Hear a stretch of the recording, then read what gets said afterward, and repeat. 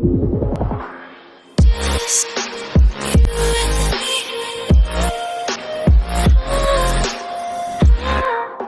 વિદ્યાર્થી મિત્રો, આપણું એક ચેપ્ટર પૂરું થઈ ગયું છે સમાંતર શ્રેણી. હવે આપણે બીજું ચેપ્ટર લઈને આવીશું જેનું નામ છે ત્રિકોણમિતિનો પરિચય. તો પહેલાં તો ત્રિકોણમિતિનો પરિચય શા માટે ભણવો જરૂરી છે એ આપણે ટૂંકમાં સમજી લઈશું. કારણ કે જ્યાં સુધી આપણને ખબર ના પડે કે આ ચેપ્ટર શા માટે ભણવાનું, ત્યાં સુધી આપણે સરળતાથી એ ચેપ્ટરને અભ્યાસ કરી શકીએ નહીં. આપણને ખબર હોવી જોઈએ કયું ચેપ્ટર શા માટે ભણવું, એનો ઉપયોગ શું થશે આપણા જીવનકાળમાં.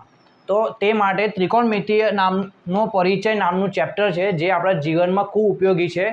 તો આપણે જોઈશું કે કઈ રીતે એ ઉપયોગી છે. તો તમે અહીંયા જોઈ શકો છો કે અહીંયા એક બિલ્ડિંગ્સ છે. 1 2 3 4 5 6 માળની બિલ્ડિંગ છે. ધારો કે 6 બી હોય, 10 માળની પણ હોય, 13 માળની પણ હોય. અને અહીંયા ધારો કે કોઈ એક વ્યક્તિ છે.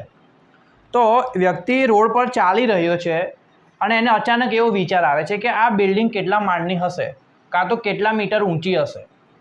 બરાબર, માળ તો ખબર પડી ગયા કે 6 છે, પણ કેટલા મીટર ઊંચી હશે, કેટલા ફૂટ ઊંચી હશે, એની હાઇટ માપવી છે. તો એને કઈ રીતે ખબર પડે? ડાયરેક્ટ તો માપે નહીં. કાં તો અહીંયા ટેપ મૂકવી પડે અને અહીંયાથી લઈને અહીંયા સુધીની ટેપ ફેલાવવી પડે અને માપવી પડે. તો એટલી મોટી ટેપ તો હોય નહીં. કાં તો પછી હવે તો આવા ઇન્સ્ટ્રુમેન્ટ આવી ગયા છે કે અહીંયા તમે એક ઇન્સ્ટ્રુમેન્ટ મૂકો તો ઇન્સ્ટ્રુમેન્ટથી આખું તમને બિલ્ડિંગની હાઇટ મળી જાય લેઝરની મદદથી. પણ એનાથી પણ એક બીજો રસ્તો છે જે નોર્મલ કોઈપણ વ્યક્તિ માપી શકે છે. તો એ કઈ રીતે મપાય એની માટે ત્રિકોણમિતિનો પરિચય એ ચેપ્ટર ભણવું પડે. બરાબર. પછી અહીંયા એક પતંગ ઉડી રહી છે. પતંગ ઉડે છે તો વ્યક્તિને એવું જાણવું છે કે આ પતંગ કેટલી ઊંચાઈએ ઉડી રહી છે. તો એ જાણવા માટે પણ આ જ ચેપ્ટરનો ઉપયોગ થાય.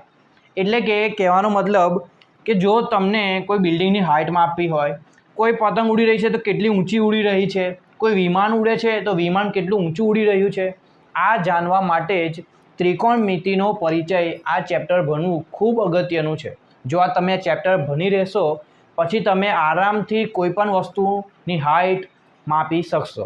જો કાં તો તમને એની હાઇટ ખબર હોય તો બિલ્ડિંગ કેટલા મીટર દૂર છે એ પણ જાણવા માટે આ જ ચેપ્ટરનો ઉપયોગ થશે. આ જ ચેપ્ટરના કન્સેપ્ટનો ઉપયોગ થશે.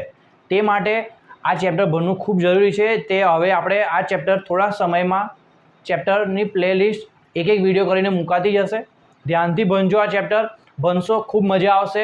દરેક કન્સેપ્ટ ક્લિયર થઈ જશે તમારા. ખૂબ મજા આવશે. ધન્યવાદ.